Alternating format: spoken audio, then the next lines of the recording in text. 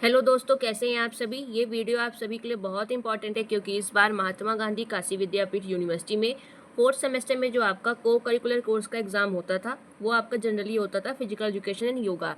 लेकिन इस बार आपका दो सब्जेक्ट कर दिया गया है, एक फिजिकल एजुकेशन एंड योगा और दूसरा आपका सामान्य हिंदी यानी जनरल हिंदी। तो आप लोग के मेरे पास बहुत सारे कमेंट आ रहे थे कि मैम इसका कंटेंट नहीं है हमारे पास, प्लीज़ प्रोवाइड करा दीजिए। तो दोस्तों यकीन मानिए, मैंने आपका पूरा सिलेबस अच्छे से डाउनलोड किया है और आपका यूनिट वाइज आपका पूरा मैं अच्छे से कवर करा दूंगी। इस वीडियो में मैं आपको 100 MCQs कराऊंगी और मैं आपको बता देती हूँ कि जो 100 क्वेश्चन है ये आपकी किस यूनिट से संबंधित हैं। जो आपकी यूनिट फर्स्ट है उसमें आपका जो सेकंड और फर्स्ट पॉइंट है इससे संबंधित है हिंदी भाषा एवं देवनागरी लिपि का परिचय और हिंदी की प्रमुख बोलियां। तो इन दोनों को मैंने इसमें कवर किया है। इस 100 MCQs में बहुत अच्छे से किया है, जितने भी इंपॉर्टेंट क्वेश्चन बन सकते थे वो सब यहाँ पे ले लिए। जो अगला वीडियो आएगा वो आपका ये 2 पॉइंट कवर करेगा और फिर जो अगला जो 2 वीडियो आएंगे वो आपकी यूनिट सेकंड को कवर करेंगे पूरा। तो यूनिट वाइज आपके सारे MCQs करा दूंगी और बाद में एक लास्ट में आपके रिवीजन के लिए एक मैराथन क्लास ले आऊंगी, तो आपका पूरा रिवीजन हो जाएगा। इस तरह मैं आपका पूरा ये अच्छे से कवर करा दूंगी सामान्य हिंदी यानी जनरल हिंदी। चलिए अब हम लोग अपने MCQs पे चलते हैं। हमारा फर्स्ट क्वेश्चन है वो है हिंदी का विकास पुस्तक के लेखक हैं कौन। इसका राइट आंसर है आपका ऑप्शन बी, श्याम सुंदर दास। फिर आपका अगला क्वेश्चन है हिंदी भाषा का इतिहास पुस्तक के लेखक कौन है। इसका राइट आंसर है आपका ऑप्शन फर्स्ट, धीरेन्द्र वर्मा। फिर आपका अगला क्वेश्चन है इसमें भाषा यादृच्छिक वाक्य प्रतीकों की वह व्यवस्था है जिसके द्वारा मनुष्य या मानव समुदाय परस्पर व्यवहार करता है। ये परिभाषा किसकी है। इसका राइट आंसर है आपका ऑप्शन सी, डॉक्टर देवी शंकर द्विवेदी। फिर आपका अगला क्वेश्चन है व्यक्ति के मानसिक विकास के लिए मातृभाषा का ज्ञान उतना ही आवश्यक है जितना कि शिशु शरीर के विकास के लिए माता का दूध। भाषा के संदर्भ में ये परिभाषा किसकी है। तो राइट आंसर है आपका महात्मा गांधी। फिर आपका अगला क्वेश्चन है इसमें प्राकृत भाषा का संबंध किस धर्म से स्थापित किया जाता है। राइट आंसर है आपका ऑप्शन फर्स्ट, जैन धर्म। फिर आपका अगला क्वेश्चन है निम्नलिखित में से कौन भाषा विज्ञान वेत्ता है। इसका राइट आंसर है आपका ऑप्शन डी, उपरोक्त सभी। ये तीनों आपके हैं। आपको चारों ऑप्शन देखने हैं वीडियो रोक के, वीडियो लंबा ना हो इसलिए मैं आपको सिर्फ राइट आंसर बता रही हूँ कि जनरली बच्चे कमेंट करते हैं कि मैम आप वीडियो लंबा करने के चक्कर में पूरा पढ़ती हैं, लेकिन ऐसा बिल्कुल भी नहीं है। मैं आपको सिर्फ इसमें राइट आंसर बताऊंगी, आप वीडियो रोक लीजिएगा और चारों ऑप्शन देख लीजिएगा। फिर आपका अगला क्वेश्चन है मध्यकालीन आर्य भाषा परिवार में किसे सम्मिलित किया जा सकता है। बताइए इसका राइट आंसर आपका ऑप्शन डी, उपरोक्त सभी, पाली को भी, प्रकृति और अपभ्रंश। फिर आपका अगला क्वेश्चन है इसमें भाषा की सार्थक इकाई है। देखिए जनरली ये क्वेश्चन पूछा जाता है कि भाषा की सबसे छोटी सार्थक इकाई क्या है या भाषा की सबसे बड़ी सार्थक इकाई क्या है। सबसे छोटी है आपकी शब्द और सबसे बड़ी अगर पूछे तो आपका वाक्य। इसलिए इसका कोई एक आंसर नहीं हो सकता क्योंकि इसमें सिर्फ भाषा की सार्थक इकाई पूछा है, जो कि आपका शब्द भी है वाक्य भी। लेकिन फिर भी इसका जो आंसर है जो लोगों ने सही माना है वो आपका ऑप्शन सी है, शब्द। तो आप टिक किसे करेंगे, शब्द टिक करके आएंगे। लेकिन अगर सबसे छोटी पूछे तब भी आप शब्द टिक करेंगे और सबसे बड़ी पूछ दे तब आप वाक्य टिक करेंगे। फिर आपका अगला क्वेश्चन है इसमें भाषा शब्द किस धातु से निष्पन्न है यानी किससे ये बना है। तो इसका राइट आंसर है आपका ऑप्शन सी। फिर आपका अगला क्वेश्चन है भारतीय आर्य भाषा परिवार का विभाजन है क्या है। बताइए इसका राइट आंसर ऑप्शन डी आपका प्राचीन आर्य भाषा परिवार भी, मध्यकालीन आर्य भाषा परिवार भी और आधुनिक आर्य भाषा परिवार भी। फिर आपका अगला क्वेश्चन है त्रिपिटक की भाषा है क्या। इसलिए राइट आंसर इसका होगा ऑप्शन फर्स्ट, पाली। फिर आपका अगला क्वेश्चन है विश्व में लगभग कितनी भाषाएं हैं। इसका राइट आंसर है आपका लगभग 2800। ऑप्शन डी आपका एकदम सही है। देखिए लगभग है, अब लगभग में अगर यहाँ पे 2850 आ जाए तो आप उसे टिक कराएंगे। फिर आपका अगला क्वेश्चन है इसमें विश्व की किन किन भाषाओं का ज्ञान भाषा विज्ञानियों को नहीं हो पाया। इसका राइट आंसर है आपका उपरोक्त सभी। आपका ऑप्शन फर्स्ट भी सही है, सेकंड भी और थर्ड भी, इसलिए ऑप्शन डी आपका एकदम सही है। जनरली मैं आपको एक शॉर्ट ट्रिक बता दूं कि जिसमें भी आपका ऑप्शन में उपरोक्त सभी हो 99% वही सही होता है, लेकिन 1% एग्जामिनर आपके साथ खेल भी जाता है तो वो आपको कंफ्यूज करने के चक्कर में ये दे देता है। लेकिन अगर आपको नहीं आ रहा है कुछ तो आप ऑप्शन डी टिक करके आए, उपरोक्त सभी। फिर आपका अगला क्वेश्चन है भारत में विश्व की किस भाषा परिवार कुल की भाषा नहीं बोली जाती। इसका राइट आंसर है आपका ऑप्शन डी, हेमेटिक। फिर आपका अगला क्वेश्चन है सामान्यता अवहट का समय माना जाता है कितना। इसका राइट आंसर है आपका ऑप्शन फर्स्ट। फिर आपका अगला क्वेश्चन है सूचना एवं प्रसारण मंत्रालय के अधीन निम्न में से कौन सी संस्था कार्य नहीं करती? राइट आंसर है आपका ऑप्शन बी, राजभाषा विभाग। फिर आपका अगला क्वेश्चन है इसमें, वैदिक संस्कृत है क्या? इसका राइट आंसर होगा आपका ऑप्शन फर्स्ट, प्राचीन भारतीय आर्य भाषा। फिर आपका अगला क्वेश्चन है, भाषाओं के वर्गीकरण के प्रमुख भेद है बताइए। इसका राइट आंसर होगा आपका ऑप्शन सी, बिल्कुल सही, ए और बी दोनों। फिर आपका अगला क्वेश्चन है, बोलने वालों की संख्या और भौगोलिक व्यापकता की दृष्टि से सबसे बड़ा भाषा परिवार कौन सा है? राइट आंसर है आपका ऑप्शन सी, भारोपीय भाषा परिवार आपका। फिर आपका अगला क्वेश्चन है, भाषा की स्वभावगत विशेषताएं कौन सी हैं? तो ऑप्शन फर्स्ट आपका सही है, सेकंड भी, थर्ड भी। इससे राइट आंसर आपका उपरोक्त तो सभी होगा। इन आप तीनों ऑप्शन को जरूर पढ़ लीजिएगा लेकिन। फिर आपका अगला क्वेश्चन है इसमें, देवनागरिक लिपि में लेखन और मुद्रण की दृष्टि से जो दोष थे उनके निराकरण के लिए सर्वप्रथम प्रयास किसने किया? इसका राइट आंसर है आपका ऑप्शन फर्स्ट, बाल गंगाधर तिलक ने। फिर आपका अगला क्वेश्चन है इसमें, नागरी लिपि का मूल अर्थात प्राचीनतम रूप कहाँ मिलता है? इसका राइट आंसर है आपका ऑप्शन बी, अशोक के शिलालेख में। फिर आपका अगला क्वेश्चन है, देवनागरी लिपि का नाम है, बताइए कौन सा नाम है? ऑप्शन डी आपका नागर भी, देवनागर और लोकनागरी भी। इसे राइट आंसर आपका ऑप्शन डी है। फिर आपका अगला क्वेश्चन है, देवनागरी तथा हिंदी के प्रचार प्रसार के लिए स्थापित सर्वाधिक प्राचीन संस्था कौन सी है? राइट आंसर है आपका ऑप्शन बी, नागरी प्रचारिणी सभा। फिर आपका अगला क्वेश्चन है, हरियाणवी बोली का अन्य नाम नहीं है, तो आपका राइट आंसर क्या है? ऑप्शन डी, कौरवी जो है वो आपका हरियाणवी बोली का अन्य नाम नहीं है। फिर आपका अगला क्वेश्चन है इसमें, नागरी तेरी ये दशा शीर्षक कविता के रचयिता कौन है? इसका राइट आंसर है आपका ऑप्शन फर्स्ट, महावीर प्रसाद द्विवेदी। फिर आपका अगला क्वेश्चन है, कचहरियों में नागरी लिपि का प्रवेश कब हुआ था? राइट आंसर है आपका ऑप्शन बी, 1900 ईस्वी। फिर आपका अगला क्वेश्चन है, अपभ्रंश के परिवर्ती रूप को पुरानी हिंदी सर्वप्रथम किसने कहा है? राइट आंसर है आपका ऑप्शन फर्स्ट, चंद्रधर शर्मा गुलेरी ने। फिर आपका अगला क्वेश्चन है, किस युग को ब्रज भाषा का स्वर्ण काल कहा जाता है? बताइए किस युग को कहा जाता है? राइट आंसर है आपका ऑप्शन सी, रीतिकाल को। फिर आपका अगला क्वेश्चन है इसमें, कविता में खड़ी बोली का सर्वप्रथम प्रयोग किसने किया था? राइट आंसर है आपका ऑप्शन फर्स्ट, अमीर खुसरो। फिर आपका अगला क्वेश्चन है, ये आपका एक स्टेटमेंट दिया है और ये आपका उसका तर्क दिया है, आपको बताना है कौन सा सही है कौन सा गलत। पहला आपको दिया गया है, बोली का क्षेत्र भाषा की अपेक्षा छोटा होता है। सेकंड आपका है, क्योंकि एक भाषा के अंतर्गत कई बोलियां हो सकती हैं। इसका राइट आंसर है आपका ऑप्शन डी, आपका पहला भी सही है और दूसरा स्टेटमेंट भी सही है। फिर आपका अगला क्वेश्चन है, इसी में स्टेटमेंट वाला ही है, अर्थ मागधी से बिहारी हिंदी का विकास हुआ है और दूसरा है आपका, इसी से पहाड़ी हिंदी भी निकली है। इसका राइट आंसर है आपका ऑप्शन फर्स्ट, आपका ए वाला जो स्टेटमेंट है वो सही है, लेकिन आपका जो खा नंबर है वो गलत है।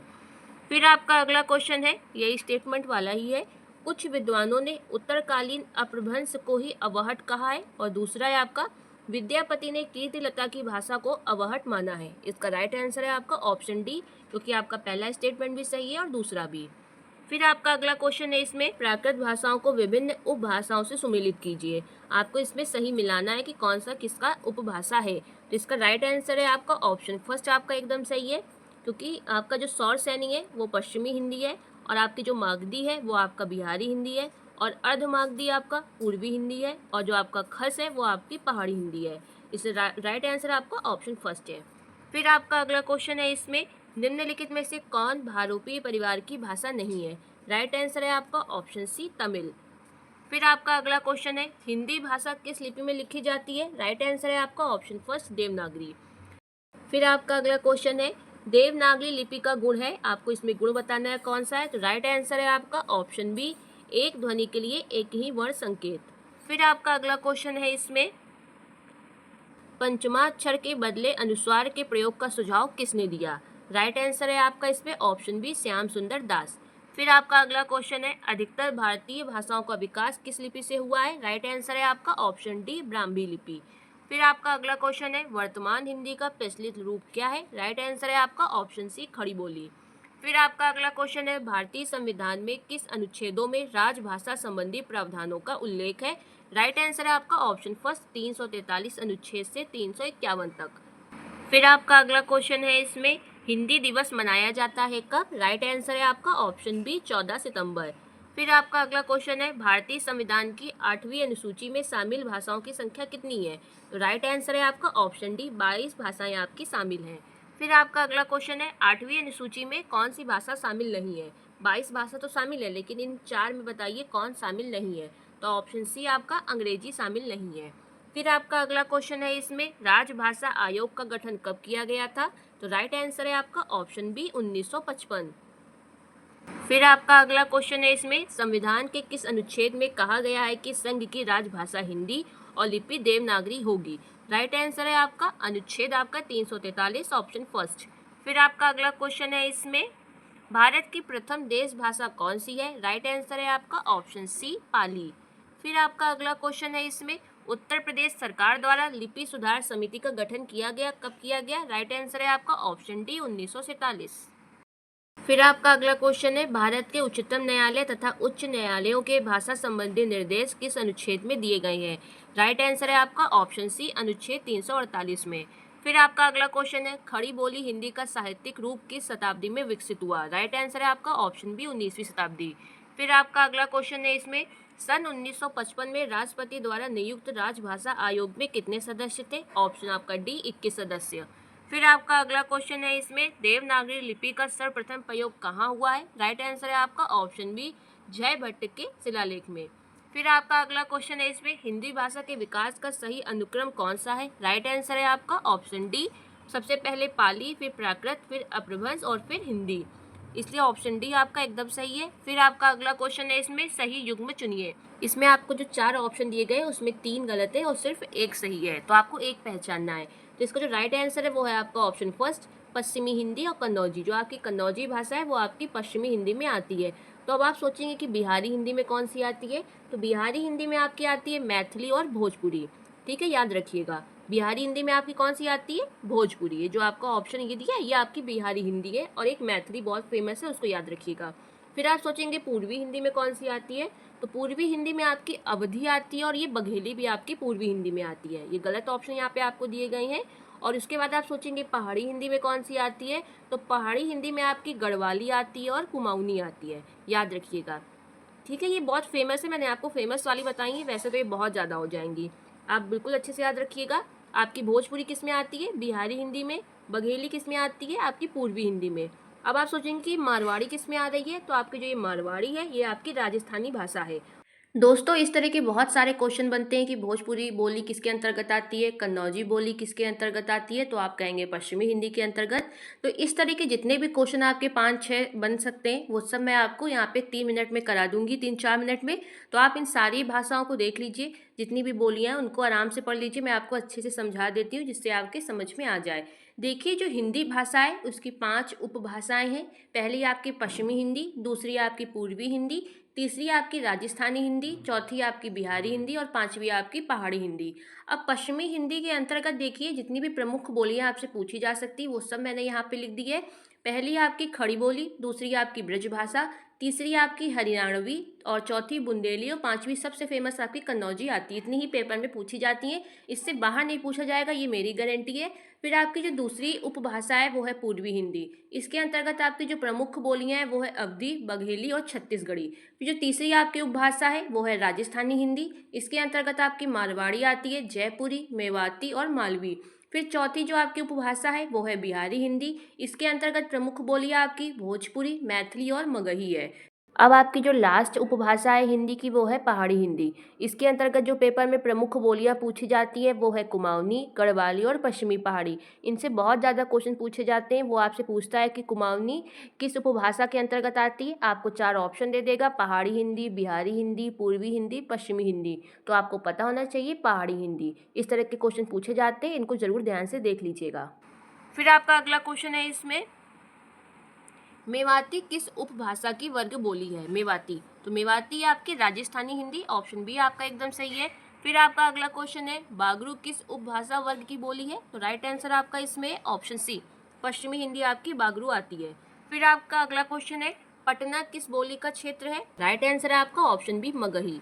फिर आपका अगला क्वेश्चन है, निम्न में से कौन सी पश्चिमी हिंदी की बोली नहीं है?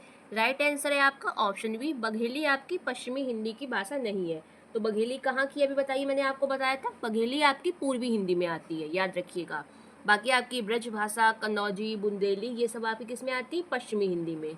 और एक मैंने अभी ऊपर आपको बताई थी बागरू, बागरू भी किस में आती है? आपकी पश्चिमी हिंदी में। और एक खड़ी बोली बहुत ज़्यादा पूछी जाती है कि खड़ी बोली कहाँ फेमस है, तो आप कहेंगे ये पश्चिमी हिंदी की भाषा है। फिर आपका अगला क्वेश्चन है इसमें, निम्नलिखित में से कौन सा युग्म गलत है। अब इसमें आपको गलत युग्म दिए, देखिए जो मैंने आपको ऊपर चार्ट दिया है उसको पढ़ लीजिएगा, तो ये सारे क्वेश्चन आपके लिए बहुत इजी हो जाएंगे करने में। अब आपको इस क्वेश्चन में बताना है कि कौन सा युग्म गलत है। ये आपको भाषा दी है और ये आपको भाषा का क्षेत्र दिया है, बताना है कौन सी पूर्वी हिंदी है कौन सी पश्चिमी। ये आपको पता होगा तभी आप ये क्वेश्चन एकदम सही कर पाएंगे। इसका राइट आंसर है आपका ऑप्शन सी, ये आपका गलत मैच है, क्योंकि भोजपुरी कहाँ की भाषा है मैंने आपको बताई थी, बिहारी हिंदी की। इसलिए राइट आंसर आपका ऑप्शन सी, क्योंकि ये युग्म आपका गलत है। बाकी आपका ए भी सही है, बी भी सही है और डी भी सही है। फिर आपका अगला क्वेश्चन है, निम्नलिखित में से कौन सी बोली पश्चिमी हिंदी के अंतर्गत आती है। राइट आंसर है आपका ऑप्शन फर्स्ट, ब्रज भाषा आपकी पश्चिमी हिंदी में आती है। पश्चिमी हिंदी में कौन कौन सी भाषा आती है, बुंदेली, कन्नौजी, ब्रज भाषा, खड़ी बोली, बागरू, ये सब आपकी किस में आती है, पश्चिमी हिंदी में। याद रखिएगा, बहुत इंपॉर्टेंट है। ये अवधी किस में आती है, ये आपकी पूर्वी हिंदी में आती है। भोजपुरी आपकी बिहारी हिंदी में आती है। और बघेली किस में आती है बताइए, पूर्वी हिंदी में। ठीक है, याद रखिएगा। ऑप्शन के सामने मैं लिख देती हूँ कौन सी किसकी भाषा है। अवधी आपकी है पूर्वी हिंदी की और आपकी बघेली भी आपकी पूर्वी की है, याद रखिएगा। ठीक है, और भोजपुरी आपकी बिहारी हिंदी की। फिर आपका अगला क्वेश्चन है, राजभाषा विभाग द्वारा वेबसाइट पर उपलब्ध कराई गई पुस्तकें आपकी। राइट आंसर है आपका ऑप्शन डी, ये सभी। हिंदी प्रबोध भी, लीला हिंदी प्रवीण भी और लीला हिंदी प्राज्ञ भी। राइट आंसर आपका ऑप्शन डी। फिर आपका अगला क्वेश्चन है, पश्चिमी हिंदी की कितनी बोलियां हैं। राइट आंसर है आपका ऑप्शन बी, आपकी 5 बोलियां आती हैं पश्चिमी हिंदी में। कौन कौन सी 5 है आप ध्यान दीजिए, बुंदेली, कन्नौजी, ब्रजभाषा, खड़ी बोली और बागरू। याद रखिएगा। फिर आपका अगला क्वेश्चन है, राजस्थानी हिंदी की कितनी बोलियां हैं। राजस्थानी हिंदी की आपकी ऑप्शन सी, आपकी 4 बोलियां हैं राजस्थानी हिंदी की। अब आप 4 को देख लीजिए एक बार। पहली है आपकी मालवी, ठीक है, मालवी। फिर दूसरी आपकी है मेवाती, इसको एक बार नोट कर लीजिए कहीं पे, ये आपकी 2 हो गई। तीसरी आपकी आती है जयपुरी कहते हैं उसे, और चौथी आपकी आती है मारवाड़ी। ये आपकी राजस्थानी हिंदी की 4 बोलियां हैं। फिर आपका अगला क्वेश्चन है इसमें, निम्न में से कौन सी ध्वनि कंठ है, यानी कंठ से बोली जाती है। राइट आंसर है आपका ऑप्शन सी, हाँ।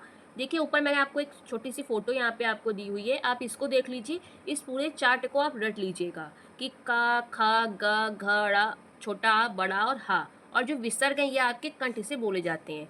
तालु से क्या बोला जाता है वो आप देख लीजिए। मूर्धन्य से क्या बोला जाता है वो आप देख लीजिए। दंत से, ओष्ठ से, मैंने सबका बहुत अच्छे से आपको दे दिया है, सारी मात्राओं का भी दे दिया है, इनको रट लीजिए। जितने क्वेश्चन आएंगे आप आसानी से इससे कर लेंगे। अब आप देखिए ई कहाँ से बोला जाता है, फोटो में देख के सोचिए कहाँ से बोला जाता है। ई आपका बोला जाता है तालु से, यानी तालव्य। अब फा बताइए कहाँ से बोला जाता है, फोटो में देखिए। फा आपका बोला जाता है ओष्ठ से, यानी कि ओंठ। ठीक है, मुझे उम्मीद है कि आपको समझ आ रहा होगा। उसके बाद आप बताइए ता कहाँ से बोला जाता है, फोटो में देखिए तो ये दंत से बोला जाता है। अब आप ये चार्ट अच्छे से याद कर लीजिएगा, सारे क्वेश्चन आपके बहुत अच्छे से हो जाएंगे। फिर आपका अगला क्वेश्चन है, स्पर्श व्यंजन ओष्ठ ध्वनि, अघोष और महाप्राण ध्वनि है। 65 का राइट आंसर है आपका ऑप्शन डी, भा। देखिए ये जो आपका अघोष और महाप्राण ध्वनि है ये थोड़ा सा डिफिकल्ट पड़ जाएगा, इसलिए मैंने आपको पूरा इसको नहीं बताया है। जो क्वेश्चन मैं यहाँ पे करा दूँ आप उसको पढ़ लीजिएगा। बहुत आपके अंदर जिज्ञासा हो कि नहीं मुझे अघोष और महाप्राण भी पढ़ना ही है, तो आप प्लीज़ किसी गूगल पे जाके सर्च कर लीजिएगा, किसी भी वेबसाइट पे जाके आप पढ़ लीजिएगा। लेकिन यहाँ मैं बताऊंगी तो आधा घंटा इसी में आपका वेस्ट हो जाएगा। और क्वेश्चन कितना आएगा अघोष महाप्राण से, 1-2, तो आपका टाइम भी वेस्ट होगा। और जनरली क्वेश्चन नहीं भी पूछे जाते हैं इससे, इसलिए पक्का भी नहीं है कि अघोष और महाप्राण से क्वेश्चन आए, इसलिए मैंने ज़्यादा क्वेश्चन यहाँ पे नहीं दिए हैं। फिर आपका अगला क्वेश्चन है, वर्ण तालिका के अनुसार हास्व, दीर्घ और प्लुप्त क्या है, तो ऑप्शन सी आपका स्वर है। ये स्वर आपके 3 प्रकार के होते हैं, हास्व, दीर्घ और प्लुप्त। लेकिन दोस्तों एक चीज़ ध्यान दीजिए कि आप लोग के मेरे पास बहुत सारे कमेंट आए थे कि मैम एमसीक्यूज कराइए और उसके साथ थ्योरी समझा दीजिएगा। तो अब स्वर से सिर्फ यही एक क्वेश्चन तो नहीं बन सकता, बहुत सारे क्वेश्चन बन सकते हैं क्योंकि बहुत इंपॉर्टेंट टॉपिक है। इसलिए मैंने आपको यहाँ पे एक चार्ट दिया है, आप इसको अच्छे से रट लीजिए और ये मेरी गारंटी है कि इसके बाहर आपका एक भी क्वेश्चन नहीं जाएगा। चलिए मैं आपको अच्छे से समझा देती हूँ, वैसे आपको शायद ना समझ आए। सबसे पहला क्वेश्चन इसमें बन सकता है कि जो हिंदी वर्णमाला है उसमें स्वरों की संख्या कितनी है, तो आप कहेंगे 11, याद रखिएगा। और ऊपर मैंने 11 आपके स्वर लिख दिए, इनको पढ़ लीजिएगा। दूसरा क्वेश्चन आपका इससे बन सकता है कि मात्रा के आधार पर स्वर के भेद कितने हैं, तो आप कहेंगे 2। पहला है आपका हास्य स्वर। हास्य स्वर को ही आपका लघु स्वर भी कहते हैं, यही आपके मूल स्वर हैं। इनकी संख्या कितनी है, पेपर में बहुत पूछी जाती है, तो 4 है। आपके कौन कौन से इनको ज़रूर देख लीजिए, आ, ई, उ और ऋषि। लेकिन सारे आपके छोटा आ, छोटी या छोटा ऊ है, याद रखिएगा। देखिए शॉर्ट ट्रिक भी है कि मूल स्वर लघु, लघु मतलब क्या हुआ, आपका सब कुछ छोटा छोटा आएगा, छोटा आ, छोटी ई और छोटा ऊ। फिर आपका जो दूसरा टाइप है स्वर का वो है दीर्घ स्वर, इसी को ही आपका गुरु स्वर भी कहते हैं और यही आपके संधि स्वर भी कहलाते हैं। इनकी संख्या आपकी 7 है। इसमें देखिए आपका ट्रिक ये है कि दीर्घ, दीर्घ माने गुरु, गुरु मतलब थोड़ा बड़ा बड़ा आपको फील हो रहा है तो सब कुछ इसमें बड़ा बड़ा आएगा, बड़ा आ, बड़ी ई, बड़ा ऊ। फिर आपका ए ओ और औ। ठीक है, ये आपको मुझे उम्मीद है कि समझ आ गया होगा। अब आप देखिए दीर्घ जो है आपकी दीर्घ, गुरु और संधि स्वर, इनके भी 2 टाइप हैं। इसमें पहला है आपका मूल दीर्घ स्वर और दूसरा है आपका संयुक्त दीर्घ स्वर। इनकी संख्या देख लीजिए कि मूल दीर्घ स्वर आपके 3 है और संयुक्त दीर्घ स्वर आपके 4 हैं। और संयुक्त दीर्घ स्वर को ही आपका विजातीय संधि स्वर भी कहते हैं। अब देख लीजिए कि ये होते कौन कौन से हैं। तो ये आपका ए ओ और औ होते हैं। और जो मूल दीर्घ स्वर है उसी को आपका सजातीय संधि स्वर भी कहते हैं। और ये कौन कौन से होते हैं, तो बड़ा आ, बड़ी ई और बड़ा ऊ। इनको ध्यान रखिएगा बहुत अच्छे से। अब आपका इससे बाहर एक भी क्वेश्चन नहीं जाएगा। फिर आपका अगला क्वेश्चन है, इसमें 2 व्यंजन जब एक साथ मिलते हैं तो क्या कहलाते हैं। राइट आंसर है आपका ऑप्शन फर्स्ट, संयुक्त व्यंजन। एक क्वेश्चन बहुत पूछा जाता है कि हिंदी में संयुक्त व्यंजन कितने प्रकार के हैं या संयुक्त व्यंजन की कितनी संख्या है। तो 4 संख्या है संयुक्त व्यंजन की। पहला देखिए आप, दूसरा संयुक्त व्यंजन, तीसरा आपका संयुक्त व्यंजन और चौथा आपका संयुक्त व्यंजन। बस आपके ये 4 है संयुक्त व्यंजन की संख्या आपकी हिंदी में। फिर आपका अगला क्वेश्चन है, इसमें या का उच्चारण स्थान क्या है। मैंने अभी आपको ऊपर चार्ट दिखाया था, आप उसको याद कर लीजिएगा। तो या का आपका उच्चारण स्थान है तालु। ऑप्शन डी आपका एकदम सही है। फिर आपका अगला क्वेश्चन है, निम्न में से कौन सी ध्वनि महाप्राण नहीं है। राइट आंसर है आपका ऑप्शन सी। फिर आपका अगला क्वेश्चन है, प्रयत्न के आधार पर राग किस प्रकार की ध्वनि है। राइट आंसर है आपका ऑप्शन फर्स्ट, लुंठित। देखिए यहाँ पे मैं आपको एक चार्ट दिखा रही हूँ, इसको देख लीजिए। इससे क्वेश्चन बहुत पूछा जाता है। अगर आपसे पूछे कि अर्ध स्वर क्या है, ऑप्शन में आपको या, का, खा, गा दे देगा तो आप किसे टिक करेंगे, या को। अर्ध स्वर है आपका या और वाह। लुंठित या प्रकंपित स्वर आ जाए तो आप रा टिक करेंगे। उसके बाद अगर आ जाए पार्श्विक कौन सा है तो आप ला टिक करेंगे। ध्यान रखिएगा, चार्ट आप अच्छे से देख लीजिए। अब आपका अगला क्वेश्चन है, त्रा वर्ण किसके योग से बना है। ये क्वेश्चन आपका संयुक्त व्यंजन से पूछा गया है और संयुक्त व्यंजन से आपसे सिर्फ 4 ही क्वेश्चन पूछे जा सकते हैं क्योंकि संयुक्त व्यंजन आपके 4 ही होते हैं। देख लीजिए आप सबसे पहले संयुक्त व्यंजन को, तो ये आपके 2 व्यंजनों के योग से बनता है। कौन कौन से होते हैं, तो छतरी वाला आपका छा और फिर आपका त्रा, श्रा और ज्ञा, ये आपके होते हैं चारों। और देख लीजिए कि किनके किनके योग से बनते हैं। अब आप इसका आंसर दीजिए इस क्वेश्चन का कि त्रा वर्ण किसके योग से बना है। तो राइट आंसर आपका क्या होगा, ऑप्शन फर्स्ट। फिर आपका अगला क्वेश्चन है, इसमें घोष किसे कहते हैं। राइट आंसर है आपका ऑप्शन फर्स्ट, जिस ध्वनि में कंपन होता है उसे घोष कहते हैं। फिर आपका अगला क्वेश्चन है, देखिए जितना भी मैं हिंदी का उच्चारण कर रही हूँ आप ये मत सोचिएगा इन्होंने ये गलत बोल दिया, ये गलत बोल दिया। मैं हिंदी की कोई बहुत बड़ी यहाँ प्रवक्ता नहीं बन के बैठी हूँ। मेरा काम सिर्फ इतना है कि आपको क्वेश्चन बता दूँ, आप उसका आंसर याद कर लें। मुझे तो सिर्फ इतना ही मेरा काम, मुझे लगता है मैं वही काम यहाँ पे कर रही हूँ। जनरली मुझे भैया मैंने जितना पढ़ा है, इसको छतरी वाला छाई हम लोग बचपन से बोलते आ रहे हैं। आप क्या बोलते हैं आप उस पर ध्यान दीजिए और इसका राइट आंसर देख लीजिए। ध्वनि किसके अंतर्गत आती है, तो ये आपका संयुक्त वर्ण है।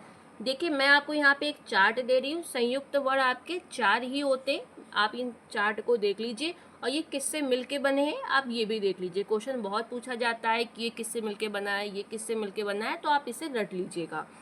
फिर आपका अगला क्वेश्चन है, निम्न में बताइए कि किस शब्द में द्वित्व व्यंजन है।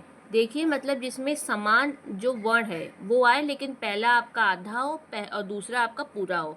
तो राइट आंसर है आपका ऑप्शन सी।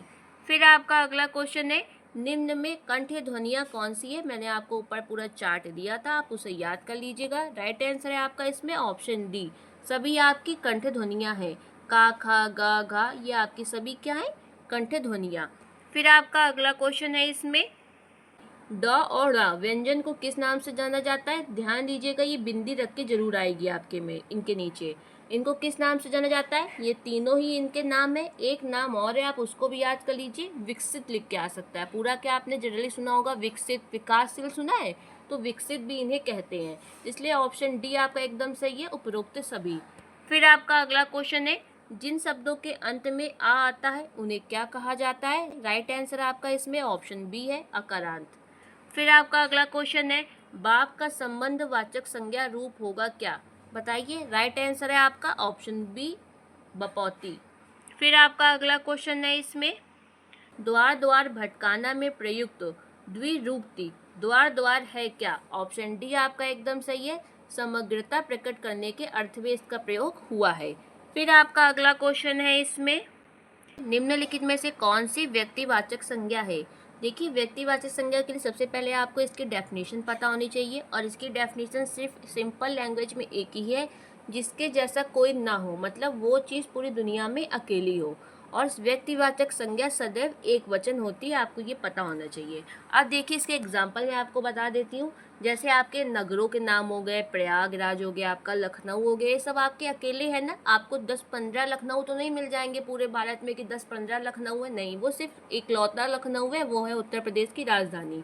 दूसरा आपके हो गए देशों के नाम, जैसे आपका चाइना हो गया, रूस हो गया, भारत हो गया। आपको क्या रूस बहुत सारे मिलते हैं पूरी दुनिया में? नहीं भाई, रूस आपका एक ही देश है बस, और भारत भी आपका एक ही देश है। जैसे आपका पर्टिकुलर पुस्तकों के नाम हो गए, जैसे रामचरितमानस हो गया, आपका बाइबिल हो गया, आपका ये सब सिंगल सिंगल बुक है ना, ये आप सबका किस में आएगा? व्यक्तिवाचक संज्ञा में। फिर जैसे आपके तुलसीदास जी हो गए, पर्टिकुलर पूरी दुनिया में आपको एक ही तुलसीदास मिलेंगे जिन्होंने आपका रामचरितमानस की रचना करी है। फिर आपके जैसे फेस्टिवल हो गए, होली हो गया, आपका गणतंत्र दिवस हो गया, शिक्षक दिवस हो गया, ये सब आपका किस में आते हैं? व्यक्तिवाचक में। जो सिंगल हो, इकलौता हो, यानी आपका उसके जैसा कोई और ना हो, वो आपका व्यक्तिवाचक में आता है। जैसे नर्मदा नदी हो गई, गंगा, यमुना, ये सब आपकी सिंगल है, किस में आएंगी? आपकी व्यक्तिवाचक संज्ञा में। अब देखिए, जो बहन है, कलम है, ये सब आपकी किस में आती हैं? ये सब आपकी आती है जातिवाचक में, जो पूरी जाति को दिखाए। बहन, बहन तो मेरे पास भी है, बहन आपके पास भी होगी, इसलिए भाई पर्टिकुलर बहन इकलौते इंसान को तो नहीं डिनोट कर रही है कि नहीं सिर्फ वो बहन, ऐसा तो नहीं है। बहन मतलब सबकी बहन है। कलम मतलब सबके पास जो पेन है सबकी कलमें। पानी आपका किस में आएगा? पानी आपका आता है द्रव्यवाचक संज्ञा में, याद रखिएगा। इसलिए 80 नंबर का राइट आंसर क्या होगा? उपयुक्त में से कोई नहीं, ऑप्शन डी आपका एकदम सही है। फिर आपका अगला क्वेश्चन है इसमें, दासत्व किस प्रकार की संज्ञा है? तो ये आपका ऑप्शन सी भाववाचक संज्ञा है। सबसे पहले आप मुझे ये बताइए कि संज्ञा के भेद कितने हैं? तो संज्ञा के कुल 5 भेद होते हैं। पहला आपका व्यक्तिवाचक, दूसरा आपका जातिवाचक, तीसरा भाववाचक, चौथा द्रव्यवाचक, और पांचवा आपका समूहवाचक। तो आपका दासत्व क्या है? भाववाचक। अब देखिए, इसकी डेफिनेशन देख लीजिए भाववाचक की, जो किसी अदृश्य भाव को प्रदर्शित करता है, मतलब आप उसे किसी के सामने प्रदर्शित नहीं कर सकते। मतलब जिस चीज़ को आप एक तरह समझिए प्लेट में रख के प्रस्तुत नहीं कर सकते। क्या आप अपने भाव को प्लेट पे प्रस्तुत कर सकते हैं? नहीं प्रस्तुत कर सकते। उसी को हम लोग कहते हैं भाववाचक संज्ञा। जैसे आप क्रोध, क्रोध आपका क्या हुआ? भाववाचक संज्ञा। मिठास आपका क्या हुआ? भाववाचक संज्ञा। बुराई आपका, प्रेम आपका, दुख, ये सब किस में आते हैं? भाववाचक संज्ञा में, याद रखिएगा। फिर आपका अगला क्वेश्चन है, पूर्वी हिंदी के अंतर्गत कौन सी बोली नहीं आती है? राइट आंसर है आपका ऑप्शन डी, भोजपुरी आपकी पूर्वी हिंदी में नहीं आती। भोजपुरी किस में आती है? बिहारी लैंग्वेज में, मैंने अभी आपको ऊपर बताया था। फिर आपका अगला क्वेश्चन है इसमें, निम्नलिखित में से कौन सी पहाड़ी हिंदी की बोली नहीं है? बताइए, पहाड़ी हिंदी की कौन सी नहीं है? ऑप्शन सी आपका बघेली आपकी पहाड़ी हिंदी में नहीं आती। आपकी पहाड़ी हिंदी के ये 3 आती हैं। फिर आपका अगला क्वेश्चन है, वर्तमान में हिंदी भाषी राज्यों की संख्या कितनी है?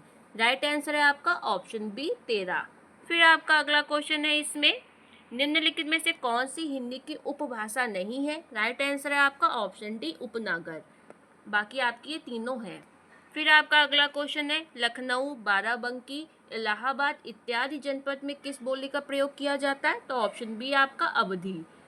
फिर आपका अगला क्वेश्चन है इसमें, निम्नलिखित में से किस राज्य की प्राथमिक भाषा हिंदी नहीं है? राइट आंसर है आपका ऑप्शन डी, गुजरात की आपकी जो प्राथमिक भाषा है वो हिंदी नहीं है। फिर आपका अगला क्वेश्चन है, सर्वनाम के कितने भेद होते हैं? बताइए। सर्वनाम के आपके 6 भेद होते हैं, ऑप्शन सी आपका एकदम सही है। जो दूसरा वीडियो मैं लाऊंगी उसमें आपको संज्ञा सर्वनाम बहुत अच्छे से बता दूंगी, इसमें सिर्फ आपको क्वेश्चन है, इसको आप देख लीजिए। फिर आपका अगला क्वेश्चन है इसमें, वे शब्द जिनकी व्युत्पत्ति का स्रोत ज्ञात नहीं हो पाता वे क्या कहलाते हैं? तो वे आपका कहलाते हैं ऑप्शन फर्स्ट, देशज शब्द। फिर आपका अगला क्वेश्चन है इसमें, संकर शब्द का अर्थ क्या है? तो संकर शब्द का आपका अर्थ है दो भाषाओं से मिलकर बना हुआ शब्द। ऑप्शन डी आपका एकदम सही है। फिर आपका अगला क्वेश्चन है, रचना के आधार पर शब्द कितने प्रकार के होते हैं? तो राइट आंसर आपका ऑप्शन बी 3 प्रकार के होते हैं। फिर आपका अगला क्वेश्चन है, वीणा पाणी शब्द क्या है आपका? तो ऑप्शन डी आपका ये मिश्रित शब्द है। फिर आपका अगला क्वेश्चन है, इसमें अविकारी शब्द होते हैं क्या? तो राइट आंसर आपका ऑप्शन सी, अविकारी आपके अवयव होते हैं। फिर आपके अगला क्वेश्चन है, इसमें निम्न में से शुद्ध कौन सा है? आपका लिखा तो ये कवित्री है, अब आप बताइए इसमें सही कौन सा है। इस क्वेश्चन में पहले आप अपना दिमाग लगाइए, बताइए ये सही है कि ये। इसका राइट आंसर है आपका ऑप्शन सी। आपका वाह में छोटी ई की मात्रा नहीं लगती, जनरली हम लोग लगा देते हैं, लेकिन राइट आंसर आपका ऑप्शन सी है। मैं आपको कुछ शुद्ध शब्द दे दूंगी, आप उनको देख लीजिएगा जो पेपर में बहुत ज़्यादा पूछे जाते हैं। फिर आपका अगला क्वेश्चन है, राम पढ़ता है, ये बताइए कौन सा आपका शब्द है? सरल वाक्य है, संयुक्त वाक्य या मिश्रित वाक्य है? जनरली आपको लग रहा होगा ये सरल वाक्य है और आपको एकदम सही लग रहा है। राइट आंसर आपका ऑप्शन फर्स्ट, सरल वाक्य। फिर आपका अगला क्वेश्चन है, उसने परिश्रम तो बहुत किया किंतु सफलता नहीं मिली। जब भी आपको लगे कि दो सेंटेंसों को किंतु, बल्कि, लेकिन से जोड़ा जा रहा है तो वो आपका संयुक्त वाक्य होगा। इसमें राइट आंसर है आपका ऑप्शन बी, संयुक्त वाक्य। लेकिन इसके अपोजिट जब भी की, यदि, तो से जोड़ा जाए तो वो मिश्रित वाक्य होता है। फिर आपका इसमें अगला क्वेश्चन है 97 नंबर का, यदि सही दिशा में परिश्रम करोगे तो अवश्य सफल हो जाओगे। बताइए ये कौन सा आपका वाक्य है? ये भी आपका मिश्रित वाक्य है। ऑप्शन सी आपका एकदम सही है। जब भी आपको यहाँ पे लगे कि दो सेंटेंसों को जोड़ा जा रहा है आपस में, तो वो आपका मिश्रित वाक्य होता है। फिर आपका अगला क्वेश्चन है, वाक्य के घटक होते हैं, बताइए कितने घटक होते हैं? तो ऑप्शन फर्स्ट आपका उद्देश्य और विधेय, दो घटक होते हैं। फिर आपका अगला क्वेश्चन है, हिंदी में कितने लिंग होते हैं? आप सभी को पता होगा, ऑप्शन बी 2 होते हैं। फिर आपका अगला क्वेश्चन है, हिंदी में वचन कितने होते हैं? राइट आंसर है आपका ऑप्शन सी 2, एक वचन और बहुवचन। तो फ्रेंड्स ये थे आपके पूरे 100 क्वेश्चन। यूनिट फर्स्ट के अभी आपका सिर्फ 2 पॉइंट इसमें कवर हुआ है। जितने भी इंपॉर्टेंट क्वेश्चन बन सकते थे आपके पेपर में, सब मैंने इसमें ले लिए हैं। और इसके बाद भी अगर आपको किसी क्वेश्चन में कोई क्वेरी हो तो मुझे कमेंट ज़रूर करिएगा, रिप्लाई मैं डेफिनेटली करती हूँ। वीडियो देखने के लिए धन्यवाद।